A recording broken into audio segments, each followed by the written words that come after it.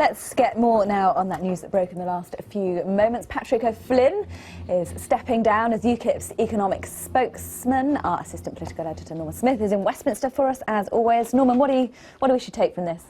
Well, we do now have this statement from Patrick O'Flynn saying that he is standing down to apologise for, you remember that article he wrote in the Times the back end of last week accusing Mr Farage of, in the election, becoming snarling, aggressive, thin-lipped. Apparently he now believes those remarks were inappropriate, although he says he thinks they were misinterpreted. They were more meant to criticise the way Mr Farage had been presented during the election campaign. Nevertheless, he has stood down. What I think it means is that UKIP's travails and turmoil continue, because we've had Mr Farage's chief of staff has stood down, one of his press people has stood down, now his economic spokesman has stood down, and you sense the uneasiness in UKIP ranks is far from over, despite the concerted effort over the last few days to paper things over and for everyone to be lovey-dovey. We had Douglas Carswell and Mr Farage together outside Westminster, trying to put on a show of being best pals. We had Suzanne Evans on the Andrew Marr show at the weekend saying it was all done and dusted and it was behind them.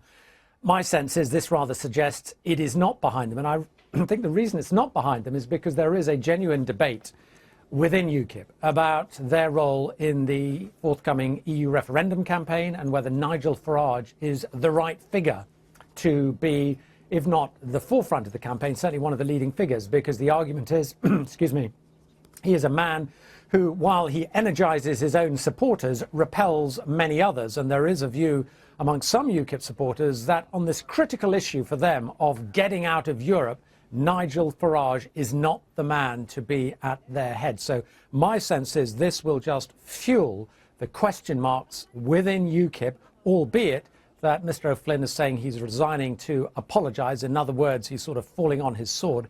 My sense is it will just simply refuel all the question marks that we've seen over the past few days about Mr Farage's leadership.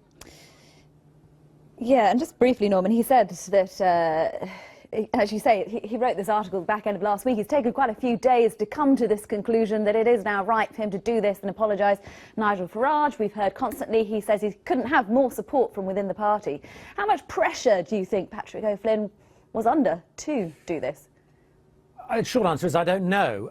I would have thought Mr Farage might have been reluctant to see him go because it just throws UKIP back into the headlines and his leadership back into the headlines again.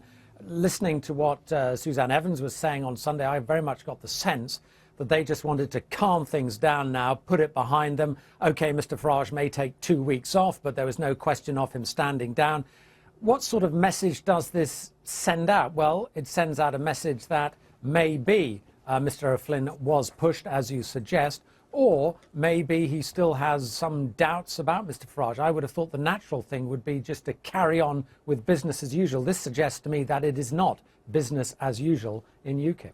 OK. Norman, didn't frankly have the balls to put country before party.